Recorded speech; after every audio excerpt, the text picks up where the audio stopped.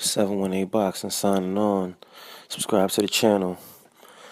This here's the review of Kell Brook, Errol Spence Jr. Just watched the fight. Good fight. Good fight. The outcome was what I thought it would be. Errol Spence just too much for him. Too much pressure. Too much power shots up and down.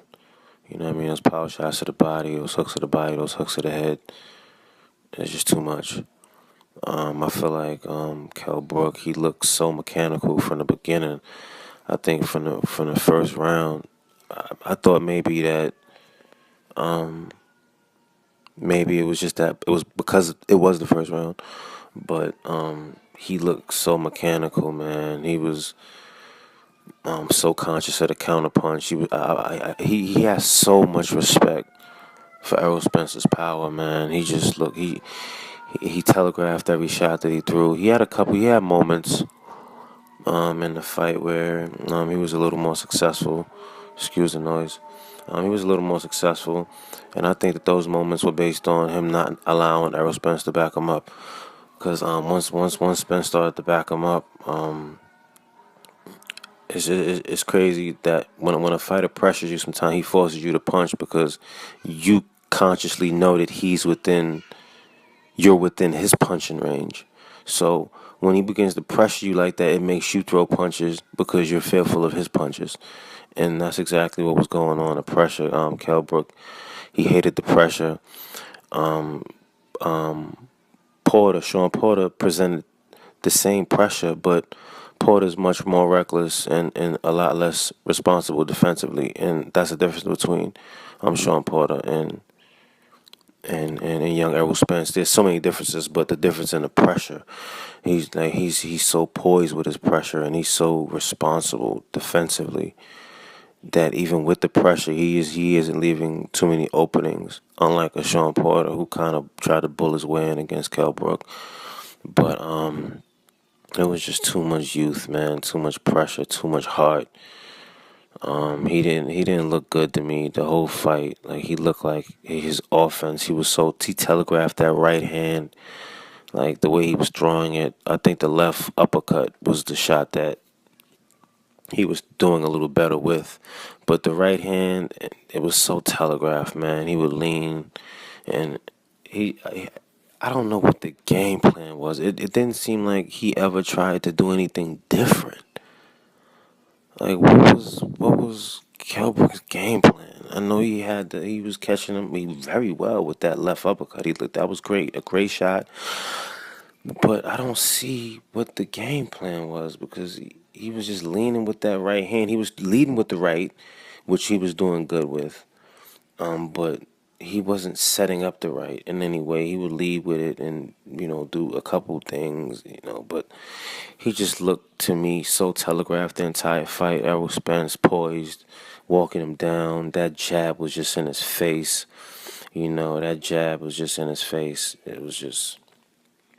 And then that kind of shows you the jab that Errol Spence has because, a great deal of the time when a southpaw is fighting a orthodox fighter, the jab is kind of a weapon that you lose a little bit. But it was the pressure, him just being within that punching range and just letting it go, a smooth jab. He was tapping him. That's what kind of started that eye up.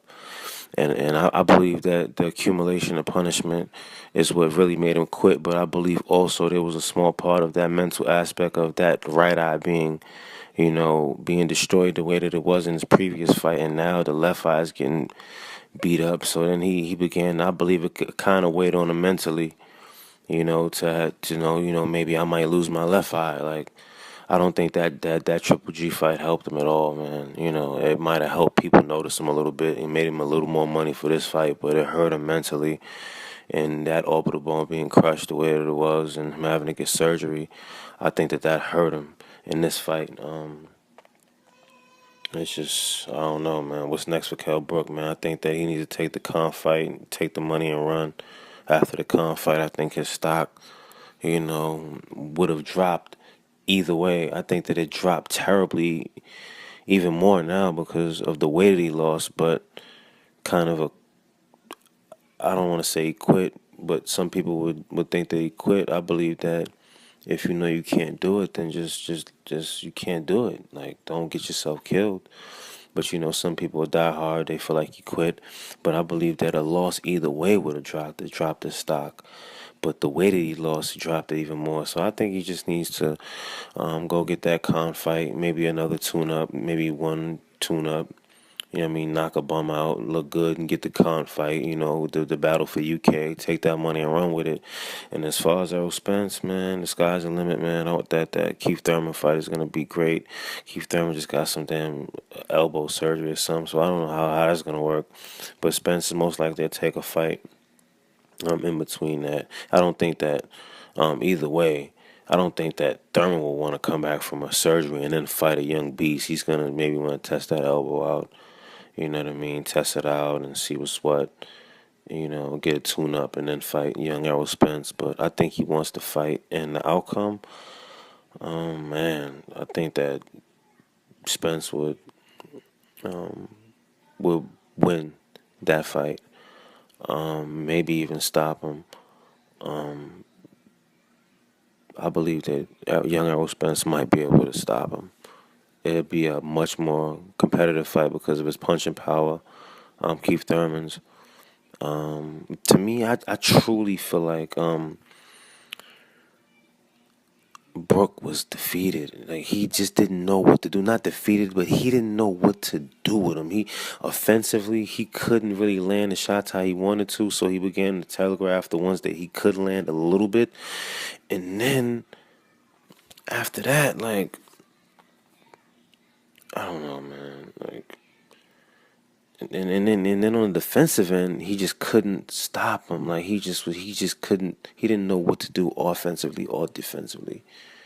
But I feel like Thurman will present a much better fight. But I think that the outcome would be almost the same, man. I think the pressure walking him down.